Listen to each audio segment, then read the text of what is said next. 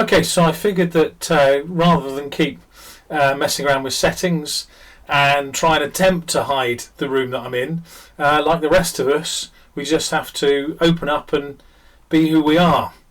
And that's actually very relevant to what I wanted to talk about in this session, is the basic fundamental idea that who we are and the choices we make are the foundation of understanding how to make me choose you, or make our customers choose us instead of somebody else. And there's a particularly pressing reason to think about choice at the moment, and that's because we're caught in a situation where half of the world is putting out lots of beautiful utopian content that talks about how the world is never going to be the same again. We're going to become kinder. We're going to rely on local supply in a way that we've never done before. We're going to develop, slower, gentler relationships. There's a diametrically opposed school of thought. There doesn't seem to be a lot in the middle. There's a diametrically opposed school of thought which says that's a load of old horseshit. Nothing is going to change. The very moment that the lockdown ends, Wetherspoons, despite Tim Martin's appalling behaviour, or alleged appalling behaviour, I don't know, it looked pretty bad to me. Despite that, spoons will be packed on the first weekend, well, the first Tuesday afternoon. It'll be packed from the moment we come back to the moment we finish. Adidas had one or two hiccups with the ways that they handled the early part of this crisis. Their sales are already up during the challenge. So the other school of thought is that nothing really will change. And there's some interesting points around that I think potentially for a while we might find that some new habits gained under lockdown remain. So we might continue to buy from our local baker, we might continue to buy from our local butcher. But here's the thing, we are very slow to change as creatures. And the very first time somebody says, oh, well, no, I love Martin's the baker, fabulous, oh, it's amazing, you must try it. But yes, I did forget to put my order in last week. And actually, I was at Tesco's on Tuesday, so I just grabbed the soda bread there. And it's not bad, you know. Actually, the moment that happens, that relationship is now potentially dead. And another gain of lockdown is lost. So there are interesting things about what the relationships we make now, what those vendors need to do with us as customers in order to be able to hopefully keep us on side longer. But of those two diametrically opposed positions, everything will be changed, nothing will be the same again, versus, you know what, we are creatures of habit. There are very few certainties. It may be the case that some of the trends that were already in place before lockdown, such as the move for certain types of purchasing online, that might accelerate. Some paths we were already walking, we may end up walking faster. But in all of that maelstrom, there are no certainties, apart from one.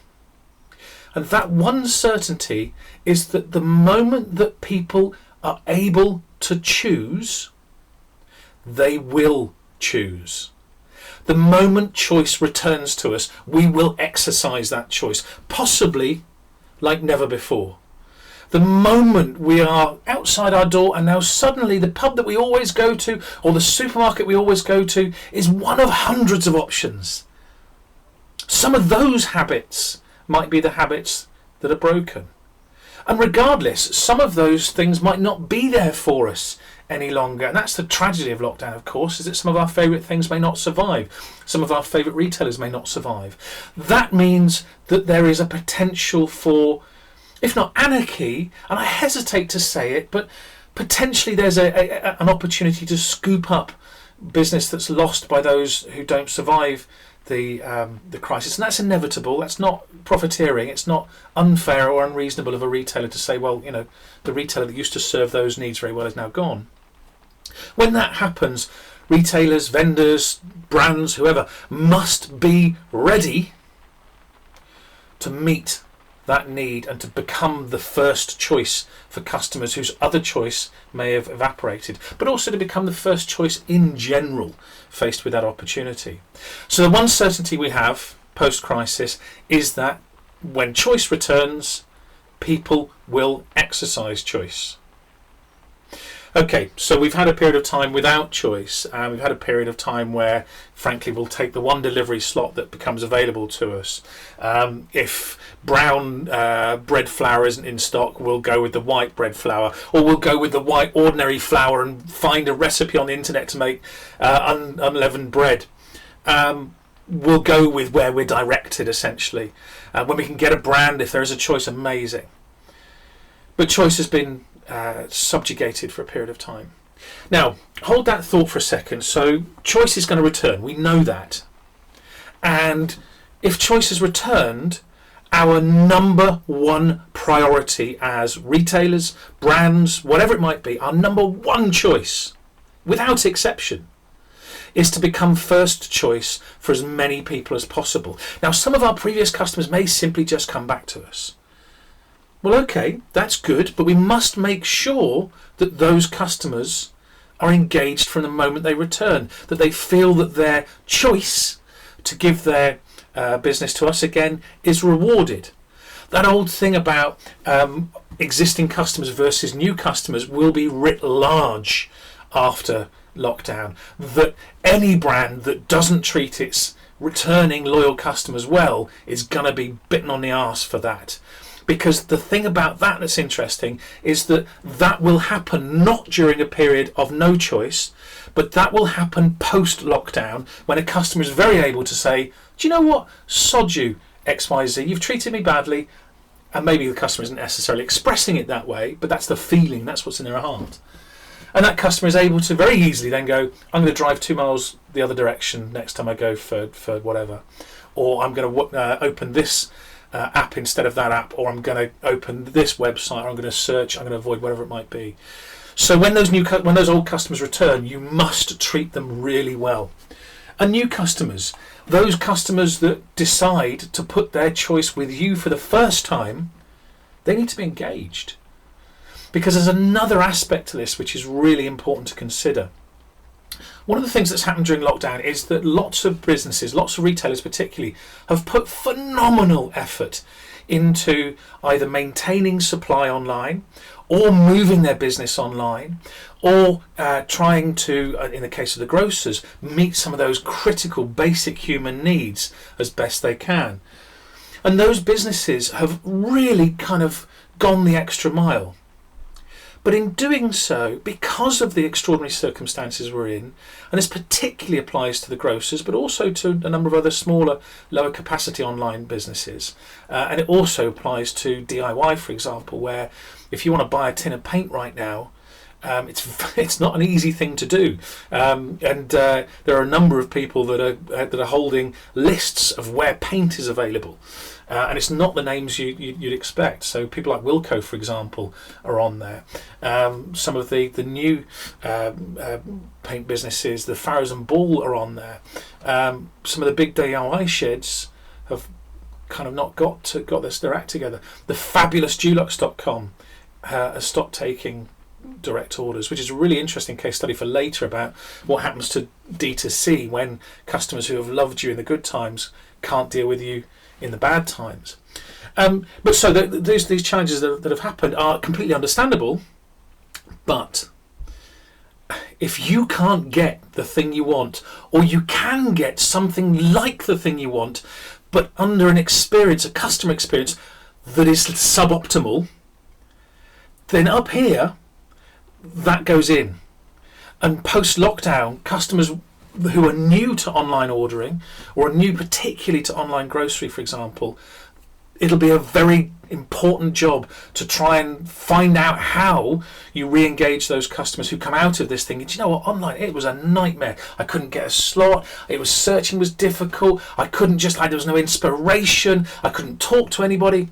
That customer is gone unless you find the combination of variables that are important, choice variables that are important to that customer to bring them along with you when the times improve. It's all very well to say to somebody, no, it's not normally like this, but we're cynical people. We don't really believe that, even though it's pretty damn obvious it's not normally like this. So choice is important. Now, I want to move on to the second part of this conversation. I'm going to try and keep this to 15 minutes if I can. It's talking about why choice has become as important as it has. I want to start by rolling back kind of the mists of time. I am 50 years old in 2 months' time. Thank you very much. I'm 50 years old in a couple of months' time, and I started in retail in 1985. So in the middle of the 80s in the UK, a time that was extraordinary for a number of reasons. The country was in a state, people didn't have very much. Choice back then felt very limited. But something started to happen. Money started to come back into the working classes, come back into the middle classes. People started to have money to spend, not evenly throughout the country. That's, the political conversation is very different. My experience was a Southern English experience. A Northern English experience could be very, very different in the 80s from that one. I completely understand and accept that. In the south, in the southeast, I grew up in Oxford, born and bred. We went through a very miserable 1970s, and suddenly things were better. I was talking this morning to one of my team members. I say talking, video chatting or Discord or something in this weird world we're now in. And I was talking about, as a kid, my mum couldn't afford to get Star Wars toys. And what we got were knockoffs that we would go and buy in 1978 or whatever it was, from Oxpen's Market. So Oxford, if you've been to Oxford in the last 30 years, it's a beautiful golden city. It's a place of learning and world importance. Lots of UNESCO World Heritage buildings. We've got a Magna Carta here. Well, in the 1970s, the marketplace that we went to on Oxpen's Road, and the clue is in the name Oxpen's Road, was half cattle market and half ordinary market traders, temporary stalls.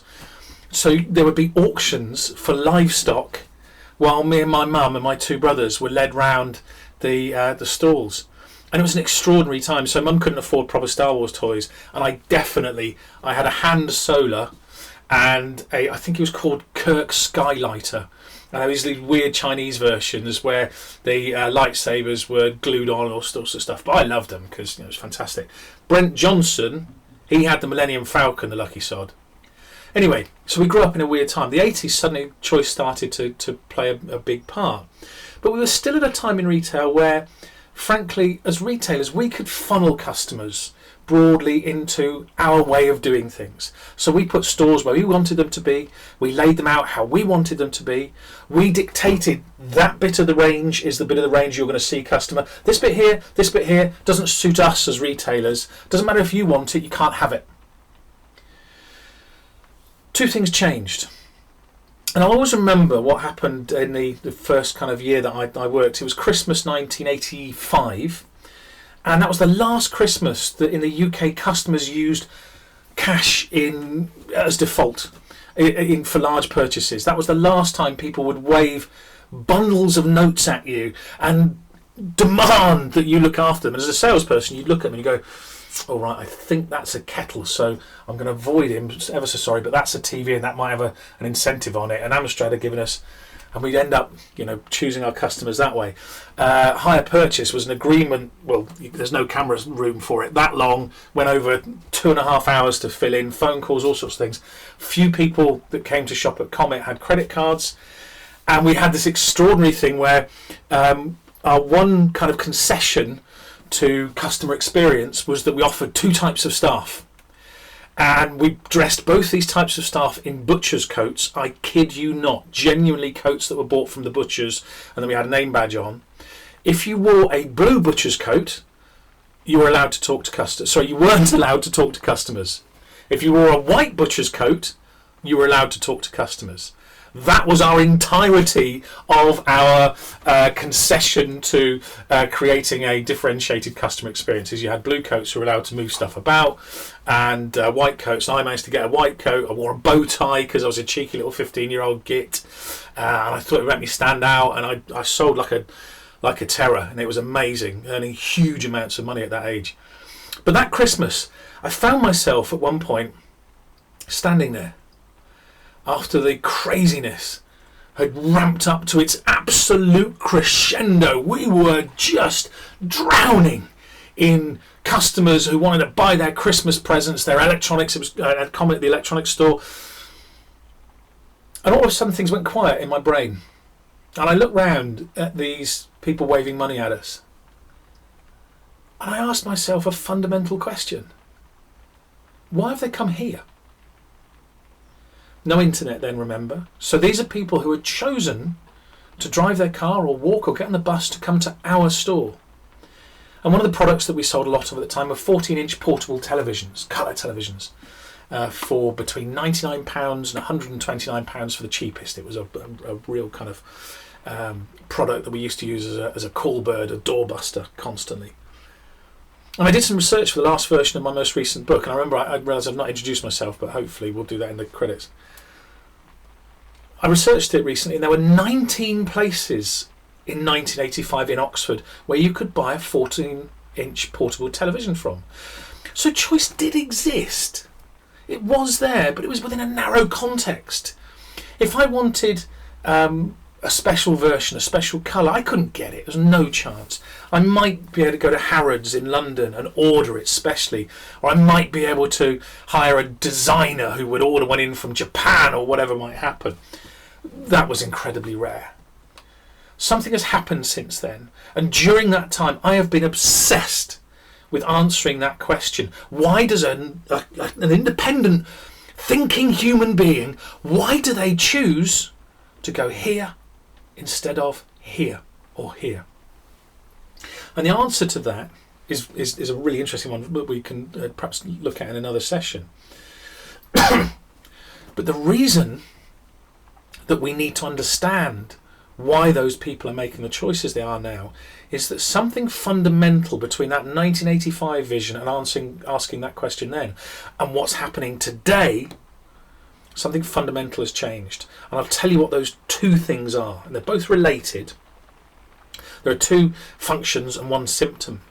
The first function is that we now have not just essentially infinite visibility of our choices, we also have incredibly easy, safe access to those choices. This webcam that I'm talking to you on here, I couldn't get a webcam. It's a Microsoft one. I couldn't get it from Microsoft. I couldn't get it from Argos. I couldn't get it from Amazon. Of course, I couldn't get it from a store right now because I'm not allowed to go and do that. But I found it in Hong Kong on eBay. So I was able to have it imported in less than a week from Hong Kong safely at no risk to me. And that's the second part of it. Infinite visibility of choice and easy, safe access to those choices. And what that means is the customer is now in charge. The customer owns the relationship. The retailer doesn't. We as retailers are now subservient to the customer. And that's never happened before. And it's why so many retailers are dying. It's why so many unengaging retail experiences before the crisis were themselves in crisis. The retailers we've lost so far in the UK, and I'm so sad about that on a human level. Debenhams is a real tragedy. Although they're in administration, hopefully they can find a buyer, all those sorts of things. But some of those other names that are challenged, some of those who will die in the next 3 or 4 weeks, are good businesses run by good people. But they share something in common. Customer doesn't give a shit. Customer doesn't care about them anymore. The customer doesn't want a relationship with them. The customer may have been in an abusive relationship with Debenhams. Well, there's a Debenhams in town, so I'm passing. I might as well go to one. Well, I used to like Kath Kitston. You know, my kid, I can't think about. She likes their stuff. I'll go and buy from them. But actually, there were other options for us. And our ability to choose as customers were infinite, and our ability to move away from those suppliers were infinite. So I've gone over 15 minutes. I'm going to do 30 more seconds, get it to 20, and then I'll promise I'll shut up. So the key takeaway I want you to leave this conversation with is you must think of this as the customer being in charge of the relationship and you being in service of the customer. To do that, you must work 100 times harder than ever before to understand customer choice. Because you don't have customers. You don't have a closed set of customers. What you have as a retailer is you have people who choose at that moment to transact with you, but who can choose just as easily not to.